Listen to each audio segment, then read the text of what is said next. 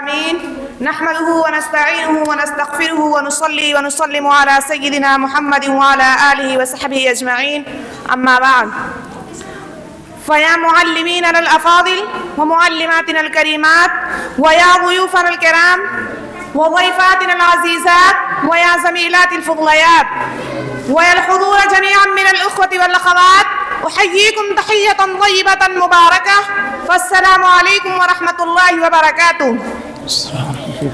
أريد أن ألقي أمامكم كلمات حول موضوع الجمال الحقيقي للفتاة.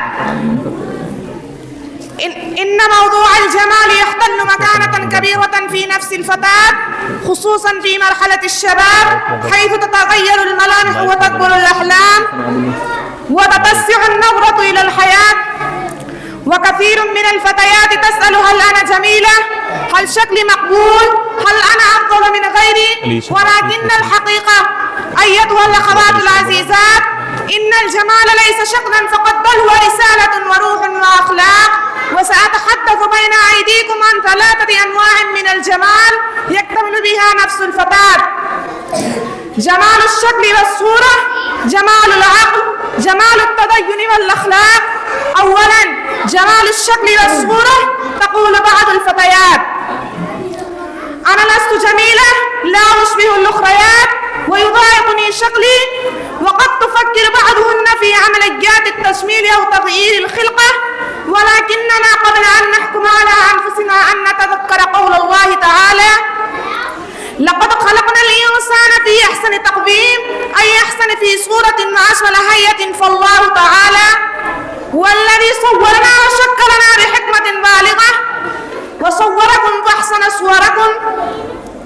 فتأملي أختي الكريمة جمال العيون هيئة. فالله تعالى: هل كان سيكون جميلا لو وضعت العين في غير موضعها أو الأنف في غير مكانه؟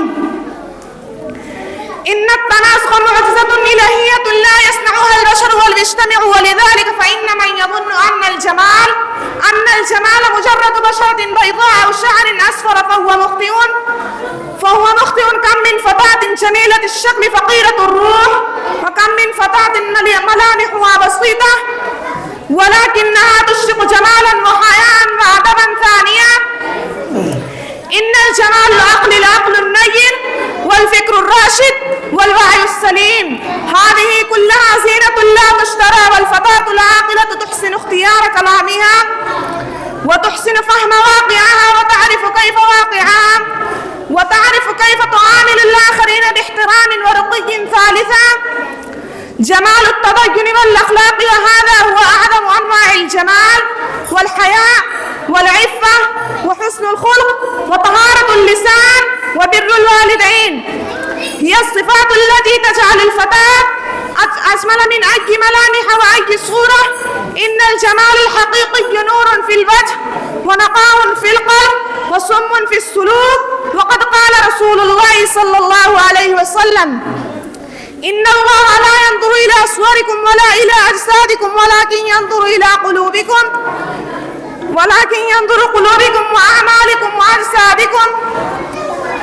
أيتها الأخوات العزيزات، أيها الحضور الكرام، إن الفتاة التي تجمع جمال الشكل برضا القدر، وجمال العقل بتفكير صائم، وجمال الأخلاق بسلوك مهذب، هي الفتاة التي تملك الحقيقي الدائم. فلنقدر ما قسم الله لنا، ولنحفظ أخلاقنا وقلوبنا، ولنجعل جمالنا رسالة للخير والنقاء. وفي ختام هذه الكلمة، أسأل الله تعالى أن يجعلنا زينة الإسلام وفخرا لأمتهن. آمين. وآخر دعوانا الحمد لله رب العالمين، والسلام عليكم ورحمة الله وبركاته.